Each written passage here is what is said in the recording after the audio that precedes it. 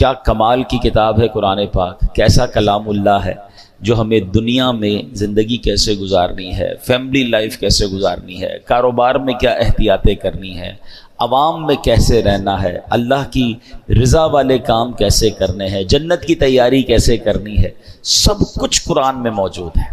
Problem یہ ہے ہم قرآن پڑھتے نہیں، سمجھتے نہیں۔ اگر قرآن سے دوستی ہو جائے نا پھر پرابلمز نہیں رہیں گے، ٹھیک ہے نا۔ ہمیں گائیڈ لائنز آگے پیچھے سے مل رہی ہوتی ہیں، ہم قرآن سے نہیں دے رہے ہوتے۔ اچھا ایسا تو ہے نہیں کہ قرآن صرف عربی میں ہے، ہمارے علماء کرام نے ہمارے لیے اتنی آسانی کر دی، آسان اردو میں ترجمے کر دیے، آسان اردو میں تفسیریں لکھ دیں۔ اچھا پھر وہ تفسیریں بھی دعوت اسلامی والوں نے تو اور آسان کر دیا کہ اس کی ویب سائٹ پہ اس کو فری ڈاؤن لوڈ کے لیے رکھ دیا، اس کی اپلیکیشن بنا دی، خرچہ بھی نہیں ہوتا۔ اچھا جو پڑھ نہیں سکتے اس کے لیے آڈیو تفسیر بھی جاری کر دی کہ کم از کم سن لیں۔ اب پھر بھی ہم قرآن نہ پڑھیں یا قرآن نہ سنیں یا نہ سمجھیں، یہ کتنی بڑی محرومی۔ اب ذرا اس ایک آیت کو سمجھیے، اللہ قرآن میں فرماتا ہے اے ایمان والو، تمہارے لیے حلال نہیں کہ تم زبردستی عورتوں کے وارث بن جاؤ، اور عورتوں کو اس نیت سے روکو نہیں کہ جو مہر تم نے انہیں دیا تھا اس میں سے کچھ لے لو، سوائے اس صورت کے وہ کھلی بے حیائی کا ارتکاب کریں اور ان کے ساتھ اچھے طریقے سے گزر بسر کرو۔ پھر اگر وہ تمہیں ناپسند ہو تو ہو سکتا ہے کوئی چیز تمہیں ناپسند ہو اور اللہ اس میں بہت بھلائی رکھ دے۔ اب یہ ایسی کمال کی آیت ہے، اور زمانہ جاہلیت کا ایک بڑا عجیب و غریب دستور تھا، اس کو بھی یہاں اللہ نے ڈسکس فرمایا۔ اب اس کا شان نزول کیا ہے؟ اسلام سے پہلے اہل عرب کا یہ دستور تھا کہ لوگ مال کی طرح اپنے رشتہ داروں کی بیویوں کے بھی وارث بن جاتے تھے، معاذ اللہ۔ یعنی عورتیں بھی ایک طرح سے مال کی طرح ہوتی تھی، یعنی کسی کا انتقال ہوتا تھا، اس کا مال بٹتا تھا نا، تو اس کی بیوی کے بھی کوئی نہ کوئی وارث بن جاتا۔ چاہتے تو بغیر ہی مہر کے اپنی زوجیت میں رکھتے، یعنی اپنی بیوی بنا لیتے، یا کسی اور سے شادی کرواتے اور مہر خود لے لیتے کہ بھئی یہ تو میرا مال ہے نا، شادی تم کر لو، مہر مجھے دے دو۔ یا انہیں آگے شادی نہیں کرنے دیتے بلکہ اپنے ہی پاس رکھتے تھے تاکہ ان کو جو مال وراثت ملا ہے وہ ان لوگوں کو دے دیں، تب یہ ان کی جان چھوڑیں گے۔ یعنی پیسے وراثت میں عورت کو ملے گا، تم اب میری ہو گئی، اب تمہارے پیسے بھی میرے۔ اچھا، یا عورتوں کو اس لیے روک کر رکھتے تھے کہ یہ مر جائیں گی تو روکنے والے لوگ پھر ان کے مال کے وارث بن جائیں گے۔ الغرض وہ عورتیں ان کے ہاتھ میں بالکل مجبور ہوتی تھیں، اپنے اختیار سے کچھ نہ کر سکتی تھیں۔ اس رسم کو مٹانے کے لیے یہ آیت نازل فرمائی۔ کتنا پیارا مذہب ہے ہمارا کہ اسلام سے پہلے عورتوں کا یہ حال تھا، پیر کی جوتی مال کی طرح ایک دوسرے کے بعد ٹرانسفر ہوتی رہتی تھی، کوئی عزت نہیں، کوئی تعظیم نہیں۔ اس آیت مبارکہ میں اللہ پاک نے اہل ایمان کو، بات کس سے کی اللہ نے؟ اے ایمان والو، اہل ایمان کو عورتوں سے متعلق متعدد بہت سارے آرڈرز عطا فرمائے، احکام عطا فرمائے۔ چنانچہ فرمائے کہ عورتوں کا زبردستی وارث بن جانا تمہارے لیے حلال نہیں۔ اچھا یہاں کچھ مزید تھوڑا سا ہم جو یہ وراثت کا پرابلم آج کل چل رہا ہے کہ وارثوں کا مال لوگ ہڑپ کر جاتے ہیں، مال وراثت میں ہیرا پھیری، اپنے اسے ہڑپ کر جانا، حقداروں کو محروم کرنا، یہ زمانہ قدیم سے چلا آ رہا ہے۔ اسلام سے پہلے بھی لوگ جہالت میں یہ کام کرتے تھے، اور یہ سخت ظلم ہے۔ یاد رکھیے کہ جو جاہلیت عرب کے لوگ تھے بچوں اور عورتوں کو وراثت سے محروم کر دیتے، کہتے بچوں اور عورتوں کی وراثت نہیں ہوتی، ان میں جو زیادہ طاقتور ہوتا، زیادہ اثر والا ہوتا تھا، وہ جناب بغیر کسی تعامل کے، بغیر کسی ہیزیٹیشن کے وہ سارا مال سمیٹ لیتا تھا، مرنے والے کا میراث پر قبضہ کر لیتا، کمزوروں کا حصہ چھین لیتا۔ اور ہمارے یہاں بھی برے صغیر میں بھی اسلام سے پہلے دیگر قوموں میں یہ معاملات تھے کہ عورتوں کو والدین کے مرنے کے بعد ان کی بیٹیوں کو اور بیویوں کو، عورتوں کو وراثت کا مال نہیں دیا جاتا تھا۔ اللہ اکبر، یہ سب انصاف کے تقاضوں کے خلاف تھا۔ سبحان اللہ، دین اسلام کا یہ اعزاز ہے، یہ اسلام کی شاندار تقسیم ہے کہ اللہ کریم نے اس افراط و تفریط کو، اسلام نے آ کر جو کنفیوژن ہے یا جو لوگوں کے ساتھ زیادتی ہو رہی تھی، اس کو ختم کیا۔ تقسیم میراث کے معاملے کو بڑے احسن طریقے سے قرآن میں بیان فرمایا، محروموں کو حق دیا اور ظالموں کو ان کی حدود میں رکھا، ہر ایک کو اس کا مناسب حصہ عطا فرمایا۔ جیسے بطور خاص یتیموں اور عورتوں کے لیے قرآن مجید نے خصوصی احکامات دیے، عورتوں اور بچوں کو وراثت کا حق نہ دینے کی رسم کو بالکل باطل قرار دیا۔ قرآن مجید نے مرد و عورت میں سے ہر ایک کو اس کے والدین سے دیگر رشتہ داروں کے مال وراثت میں حصہ اس کا قرار دیا گیا، یعنی مردوں کو بھی حصہ ملے گا، عورتوں کو بھی ملے گا، اور خاص طور پر بچوں کے مال کی حفاظت کرنے کا، خاص طور پر جو یتیم بچے ہیں ان کے لیے ایکسٹرا آرڈر دیے کہ ان کے مال کی حفاظت کی جائے، بوقت ضرورت انہیں ان کا مال دینے اور پھر ان کے مال میں خیانت سے بچنے کا تاکیدی حکم قرآن مجید میں بیان فرما دیا۔ اور ان کا مال کھانے والے کے بارے میں کیا فرمایا؟ اپنے پیٹ کو آگ سے بھرنے والا قرار دیا گیا، جہنم میں جانے کا سبب قرار دیا۔ مال یتیم کو کھانا یہ بہت زیادہ برا کام ہے، اور یتیموں کی کفالت کے فضائل پتہ ہے کیا بیان ہوئے؟ نبی پاک فرماتے ہیں، حدیث کا مضمون ہے کہ قیامت کے دن یتیم کی کفالت کرنے والا اور میں، نبی پاک فرماتے دونوں اس طرح ساتھ ہوں گے، یعنی جنت میں اس طرح نبی پاک فرماتے جس طرح دو انگلیاں ساتھ ہیں نا، یتیم کی کفالت کرنے والے کو میں ایسے جنت میں ساتھ لے جاؤں گا۔ اچھا، فرماتے ہیں اس سب سے اچھا دسترخوان، احادیث میں مضمون ہے، وہ دسترخوان ہے جس دسترخوان پہ کوئی یتیم بھی ہو، وہ گھر سب سے اچھا ہے جس گھر میں کسی یتیم کی کفالت کی جاتی ہے، یعنی یتیم کی کفالت کرنے پر بہت زور دیا گیا۔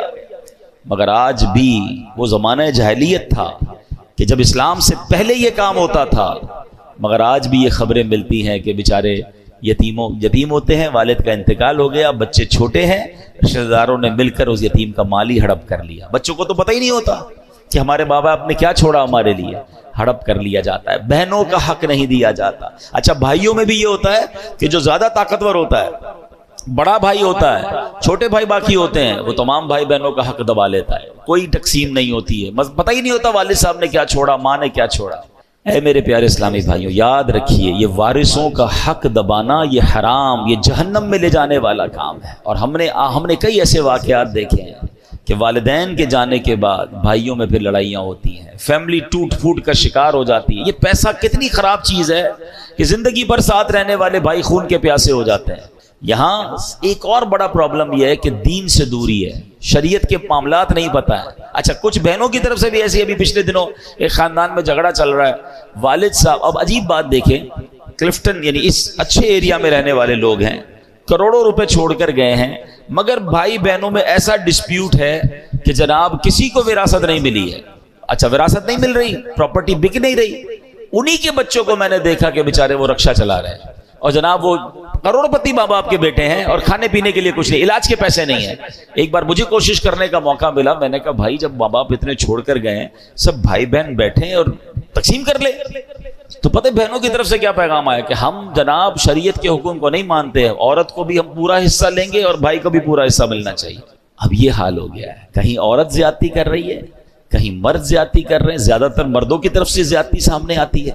مگر آپ سوچیں کہ یہ وہ مسٹیک ہو رہی ہے ہمارے معاشرے میں جو اسلام سے پہلے ہوتی تھی، مگر آج اسلام کے بعد بھی کوئی وراثت۔ اچھا، پھر بھائی لوگ کہتے ہیں بعض اوقات کہ جناب اب تقسیم کریں گے تو کاروبار ختم ہو جائے گا، اب ابو کا چلتا کاروبار ہے، اگر بہنوں کو حصہ دیں گے تو ہماری پراپرٹیاں بیچنی پڑ جائیں گی، ابھی پراپرٹی کا ریٹ ٹھیک نہیں ہے، بعد میں بیچیں گے۔ ارے اللہ کے بندو، تمہاری 10 سال سے پراپرٹی نہیں بک رہی، بہن کو ضرورت ہے، اس کو بیچاری کو علاج کرانا ہے، اس کو اپنے بچوں کی شادیاں کروانی ہے، اس کو اپنا گھر لینا ہے، لیکن اس کے ہاتھ میں کنٹرول تو نہیں ہے نا، مگر اللہ دیکھ رہا ہے۔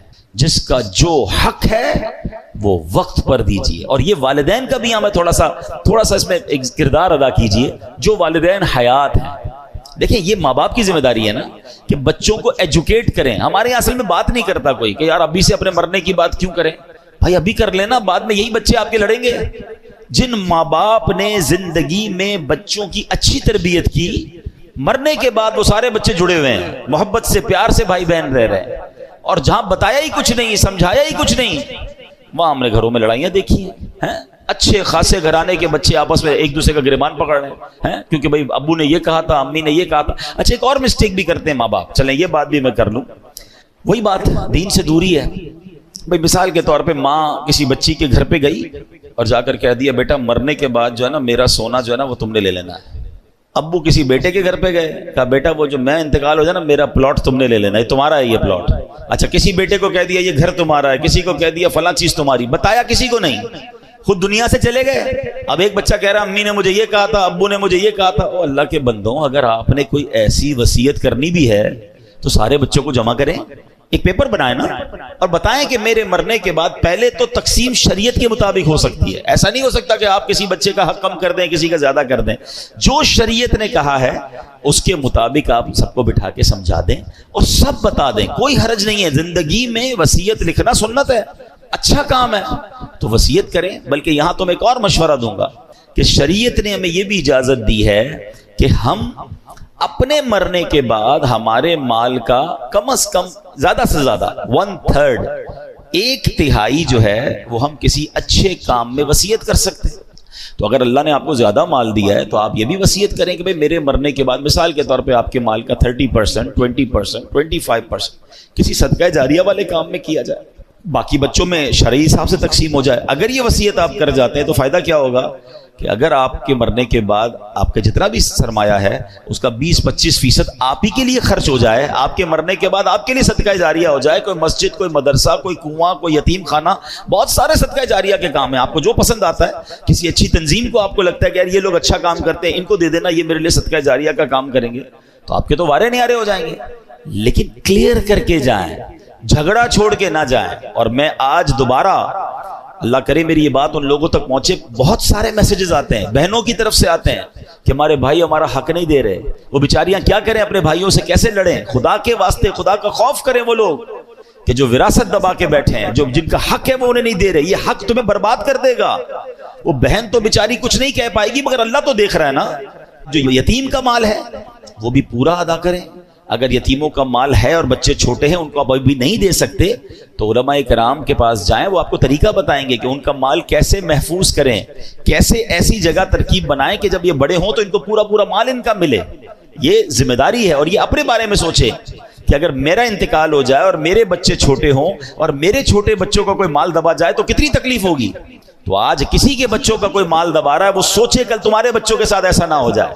جس طرح اپنے بچوں کی فکر کرتے ہیں, اس طرح یتیم کے مال کی فکر کرنی چاہیے کہ وہ جب بڑے ہوں, ابھی بچپن میں بھی ان کی خیر خواہی ہو, اچھی تربیت ہو, اچھی تعلیم ہو, دین سیکھیں, اور جب بڑے ہو جائیں تو ان کا جو حق ہے وہ انہیں لوٹا دیا جائے. اچھا, قرآن یہاں پر کئی جگہوں پر, یہ ایک جگہ پر نہیں, قرآن نے بار بار یتیم کے مال کی احتیاط اور یتیم کے مال میں گڑبڑ نہ کرنے پر بار بار تنبیہ کی. ایک جگہ قرآن میں ارشاد ہوتا ہے وَتَأْكُلُونَ التُّرَاثَ أَكْلًا لَمًّا وَتُحِبُّونَ الْمَالَ حُبًّا جَمًّا.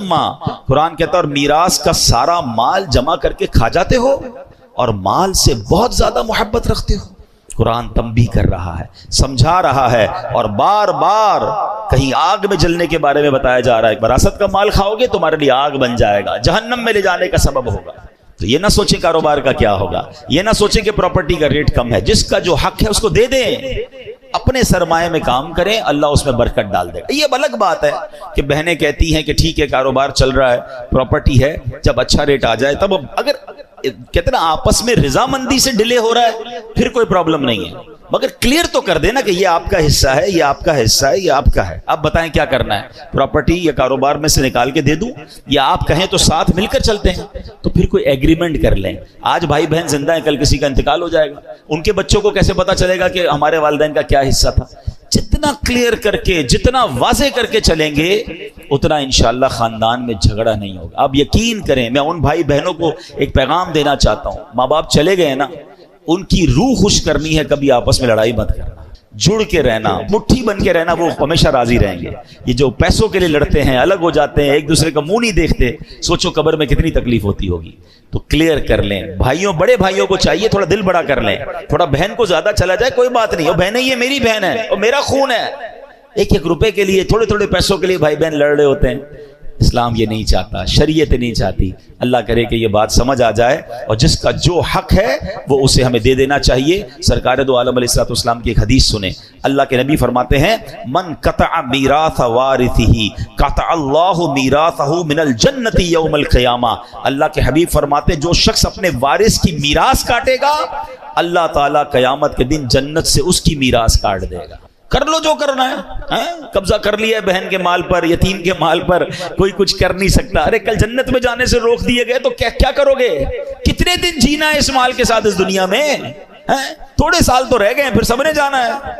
جدھر جانا ہے, اگر ادھر مار پڑنی ہے, ادھر عذاب ہونا ہے, 1 روپیہ بھی زندگی میں کسی کا نہ رکھیں. وارث کا حق ہے پورا دے دیں، کاروبار میں کسی کا حق ہے پورا دے دیں، مزدور کا حق ہے پورا دے دیں. زندگی میں ایک اصول بنا لیں کہ دنیا میں سب کا حق دے دو، ورنہ آخرت میں نہیں دے سکے. ادھر مظلوم کا ہاتھ ہوگا اور ظالم کا گریبان. اچھا یہاں ایک آگے عورتوں پر اسی ایک ہی آیت میں صرف وراثت کی بات نہیں ہوئی ہے، عورتوں کے ساتھ بہترین سلوک کرنے پر قرآن کس طرح خوبصورت انداز میں فرماتا ہے کہ ارشاد فرمایا عورتوں کو اس نیت سے روکو نہیں کہ جو مہر تم نے انہیں دیا تھا اس میں سے کچھ لے لو. حضرت عبداللہ ابن عباس فرماتے ہیں کہ اس آیت سے متعلق یہ اس شخص کے متعلق آیت ہے جو اپنی بیوی سے نفرت رکھتا ہو، اس کے ساتھ بدسلوکی کرتا ہو، اس لیے کرتا ہو کہ وہ پریشان ہو کر مہر واپس کر دے یا مہر کی رقم معاف کر دے. اسے اللہ تعالیٰ نے منع فرمایا. ایک قول یہ ہے کہ لوگ عورت کو طلاق دیتے تھے پھر رجوع کر لیتے تھے، پھر طلاق دیتے تھے پھر رجوع کر لیتے تھے، عورت کو لٹکا ہوا رکھتے تھے، اپنے پاس نہ آرام پا سکے نہ دوسری شادی کر سکے، یعنی عورتوں کے ساتھ زیادتی کرتے تھے. اور کیا آج ایسا نہیں ہو رہا؟ بعض جگہوں پر عورتوں کے ساتھ بڑی زیادتی ہو رہی ہے، عورت کے ساتھ اس طرح سلوک ہو رہا ہے جیسے عورت کو پیر کی جوتی بنایا. جناب یہ اسلام ہے. یہ وہ لوگ ذرا سوچیں جو کہتے ہیں کہ اسلام میں عورتوں پر بڑی سختیاں ہیں. آج کل اس طرح کے جلسے ہو رہے ہیں، اس طرح کے سیمینار ہو رہے ہیں، اور معاذ اللہ عورتوں کو یہ ذہن دیا جا رہا ہے کہ نہیں جناب اسلام میں رہو گے تو تمہاری جو آزادی ہے وہ ختم ہو جائے گی. بتائیے یہ قرآن کیا بیان کر رہا ہے کہ عورتوں کے ساتھ اچھے طریقے سے رہنا. نبی پاک کی کئی حدیثیں ہیں، تم میں بہترین وہ ہے جو اپنے گھر والوں کے ساتھ بہترین ہے. اور پھر کیا فرمایا؟ سن لو میں تم سب سے زیادہ اپنے گھر والوں کے ساتھ بہترین ہوں. اللہ کے نبی فرما رہے ہیں یعنی اسلام جتنا عورتوں کی آزادی، عورتوں کے لیے سکون، عورتوں کے ساتھ اچھا سلوک، عورتوں کے ساتھ زیادتی نہ ہو، جو اسلام بیان کرتا ہے دنیا کا کوئی مذہب بیان نہیں کرتا. بلکہ چلیے جناب میں تھوڑا سا اسلام سے پہلے کی بات آپ کو بتاؤں. بہت سارے مسائل ہیں کہ انسان نے پہلے عقل کے ذریعے اس کو حل کرنے کی کوشش کی، دین کی طرف نہیں آیا. اب ذرا غور کیجئے، مسئلہ جو نسوانیت ہے، فیمنزم ہے، عورتوں کے حقوق کا مسئلہ، ذرا اس پہ بات کریں تو صدیوں سے انسان اس کا حل تلاش کر رہا ہے. ارسطو اور افلاطون جیسے فلسفر تھے، جو فلسفی تھے، انہوں نے بہت مغز ماریاں کی اور عورتوں کی معاشرے میں کیا اہمیت ہے اس پہ غور کیا. کسی نے عورت کو سانپ کہا، کسی نے اسے شیطان کہا، کبھی اس بیچاری کو ظلم و ستم کا نشانہ بنایا گیا، کبھی بیچاری کی عزت کو تار تار کیا گیا.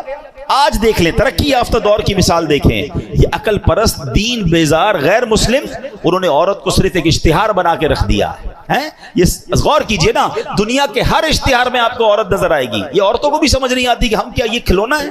مردوں کی آئٹم بیچنی ہے، مردوں کی چیز بیچنی ہے، اس میں بھی عورت کا اشتہار ہے. یعنی عورت کا کام یہ کر دیا گیا کہ اس کو ایک اشتہار بنا دیا گیا.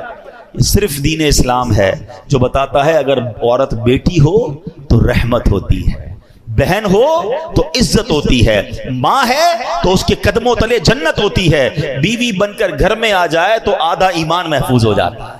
یعنی عورت کا ہر روپ اسلام نے بیان کیا کہ عورت کو جو عزت اسلام میں ہے. اللہ کرے کہ ہماری بہنوں کو یہ بات سمجھ آئے جو آج سمجھتی ہیں کہ اسلام میں سختیاں ہیں. قرآن نہیں پڑھتے نا، پہلے عورتوں کا کیا حال تھا، اور قرآن بار بار کہہ رہا ہے کہ عورت کے ساتھ آپ نے اچھا سلوک کرنا ہے. اچھا اسی آیت میں ایک اور جز بڑا کمال کا بیان ہوا. وہاں یہ ارشاد ہوا کہ جناب عورت جو ہے اس کے ساتھ اچھے طریقے سے گزر بسر کرو.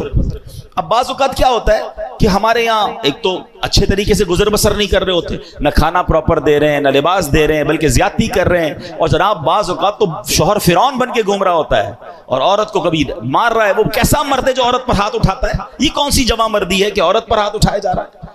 نہیں جناب، سرکار دو عالم علیہ الصلوۃ والسلام کی سیرت تو دیکھیں کہ نبی پاک کا اپنی ازواج کے ساتھ کیا خوبصورت تعلق تھا، کیا پیار اور محبت کا ماحول تھا. اپنے گھر والوں کے ساتھ حسن اخلاق کرنا یہ ہماری شریعت سکھاتی ہے. اور یاد رکھیے جتنا محبت اور پیار کے حقدار ہمارے گھر والے ہیں وہ باہر والے نہیں ہیں. ہم باہر والوں کے ساتھ تو حسن سلوک بہت زیادہ کر رہے ہوتے ہیں اور گھر میں جا کر شیر ببر بن جاتے ہیں. نہیں میرے پیارے اسلامی بھائیوں، حضرت عمر رضی اللہ عنہ کا ایک بڑا کمال کا قول ہے.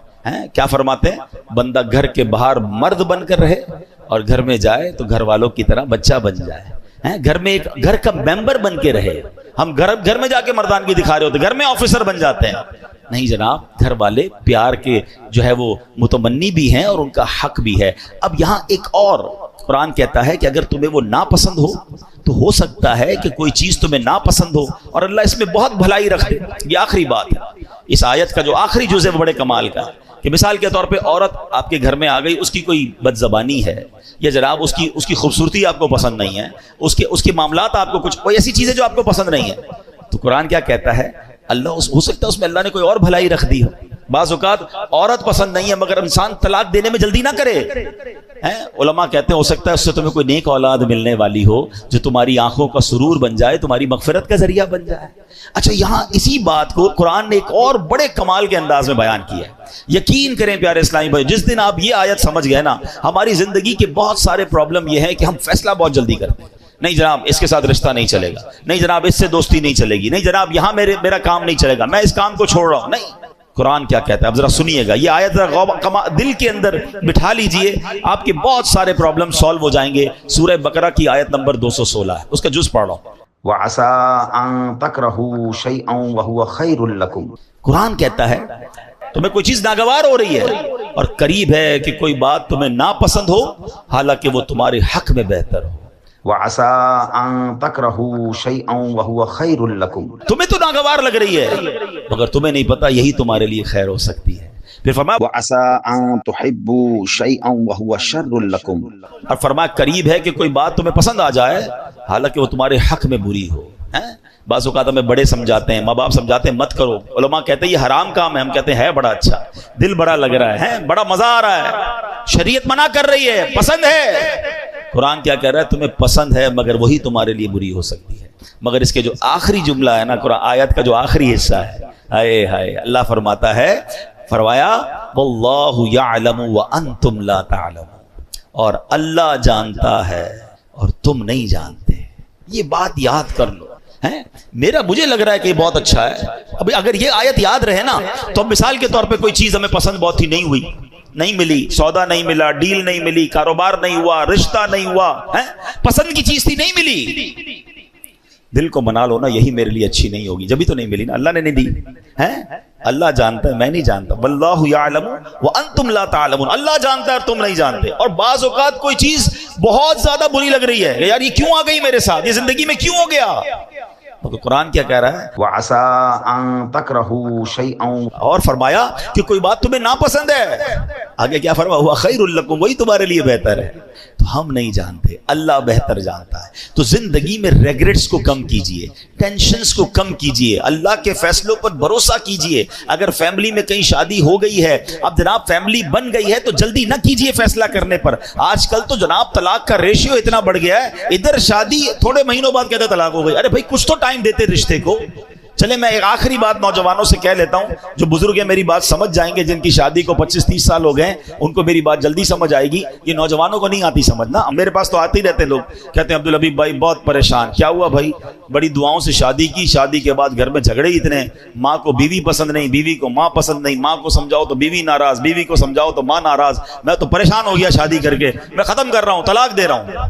تو میں نارملی نوجوانوں کو جو سمجھاتا ہوں آج لائیو سمجھا دیتا ہوں، شاید کسی کا گھر بچ جائے، کہ یاد رکھو شادی کے پہلے 4-5 سال ہمیشہ مشکل ہوتے ہیں. فیصلے میں جلدی مت کرنا. جن کی شادی کو 25-30 سال ہو گئے نا ان سے پوچھو، ان کی شادی کے بھی پہلے 5 سال ایسے ہی گزرے تھے. سب کے گھر میں لڑائی جھگڑے چھوٹے موٹے شروع میں ہوتے ہی ہیں. اس کی وجہ ہے ایک نیا مہمان گھر میں آیا ہے جناب، وہ سب کو سمجھ نہیں آ رہا ہے، اس کا مزاج الگ ہے، گھر والوں کا مزاج الگ ہے، تھوڑا ٹائم لگتا ہے ایک دوسرے کے مزاج سمجھنے میں. اللہ پاک بعد میں اولاد دے دیتا ہے، فیملی اولاد میں بیزی ہو جاتی ہے، گھر والوں کو بھی لگ پتہ جاتا ہے واپس جانا نہیں ہے، اس نے یہ آ گئی ہے تو یہی بہو بنے گی، تو ماں بھی سمجھ جاتی ہے، بیوی بھی سمجھ جاتی ہے، اور پھر گاڑی چل پڑتی ہے. شادی کا اصل سکون جو ہے نا وہ 5-7 سال بعد ہی ملتا ہے. ٹھیک ہے میرے نوجوانوں، جلدی نہ کیا کرو یہ فیصلہ کر. یہ عورتیں بھی بہت لڑکیاں بھی بہت کر رہی ہیں. ادھر شادی ہوئی 6 مہینے بعد اپنے ابو کو کہنا شروع کر دیا میں نے نہیں رہنا اس گھر میں، میری ساس ایسی ہے، میری نند ایسی ہے، میرا شوہر ایسا ہے، مجھے طلاق چاہیے. اور ابا بھی کہتا لے لو طلاق. اللہ کے بندوں، طلاق کے بعد عورت ہی پھنستی ہے. اس بیچاری کو دوبارہ رشتہ اتنا آسانی سے نہیں ملتا. اس کو بعد میں اپنے گھر میں بھی لوگ اجنبی سمجھتے ہیں. پتہ نہیں کیوں نہیں سمجھ رہی ہیں میری بہنیں. 2 بچے لے کر چلی گئی گھر میں کہ میں طلاق لے کر جاؤں گی، میرا ابا مجھے رکھے گا. ابو کب تک رکھے گا؟ ابو کا انتقال ہو گیا، پھر تمہیں کیا تمہارے بھائی سنبھالیں گے جن کی اپنی شادیاں ہو گئی ہیں؟ اتنی جلدی کر رہے ہیں لوگ طلاق میں، اتنا جلدی فیصلہ. قرآن کہتا ہے کہ جلدی مت کرو، فیصلے میں فاسٹ نہ ہو جاؤ. ٹائم لگتا ہے. یہ رشتہ 2-4 سال کا نہیں ہے، یہ زندگی بھر کا رشتہ ہے. اللہ کرے یہ جنتوں تک کا رشتہ بن جائے. ہر وقت فیصلہ کرنا ہے کہ ابھی ختم کرو، ابھی فیصلہ کرو، ابھی طلاق دو. یہ مرد، اللہ کا بہت بڑا احسان ہے کہ یہ طلاق کا حق مرد کے ہاتھ میں ہے. اگر یہ عورت کے ہاتھ میں ہوتا نا تو ہر دوسرے بندے کی طلاق ہو چکی ہوتی. ان کا تو کام ہی ہے یہ فیصلہ کرنا. تو میری بہنوں سے بھی گزارش اور میری بھائیوں سے بھی گزارش کہ جن کی شادی، اور میری ماں باپ سے بھی گزارش، یہ ماں باپ بھی شے دیتے ہیں، فکر نہیں کرو طلاق لے کر آ جاؤ میں رکھ لوں گا. کبھی بھی اپنی بیٹی کو راستہ نہ دکھایا کریں، بلکہ اس کو کہیں کہ تم اپنے گھر میں وقت گزارو، ٹائم دیں. کچھ وقت لگتا ہے، اللہ کی رحمت سے انڈرسٹینڈنگ بھی ہو جائے گی اور اگلی زندگی بڑی خوشگوار اور پیار والی گزرے گی. اور مجھے آ کر کہا کئی لوگوں نے کہ آپ نے مشورہ دیا، میں تو طلاق کا فیصلہ کر چکا تھا، مگر اب الحمدللہ کچھ عرصے بعد میری فیملی میں سب میں انڈرسٹینڈنگ ہو گئی، میں بہت خوشی والی لائف گزار رہا ہوں. یہ قرآن کہتا ہے کہ تمہارے لیے ہو سکتا ہے کوئی اور بھلائی رکھی ہو. تو خدا را یہ فیملی، یہ رشتہ، یہ کوئی ایسا رشتہ نہیں کہ آج بناؤ کل توڑ دو. اس کو چلائیں، اس کو وقت دیں. اللہ نے آگے بھلائی رکھی ہوگی، اللہ نے آگے خیر رکھی ہوگی. اللہ کرے کہ ہم اپنے گھر میں محبت اور پیار سے رہیں، قرآن کی تعلیمات پر عمل کریں تو انشاءاللہ اس کی برکتیں ملیں گی. اللہ پاک عمل کرنے کی توفیق عطا فرمائے. آمین بجاہ النبی الامین صلی اللہ تعالی علیہ وسلم.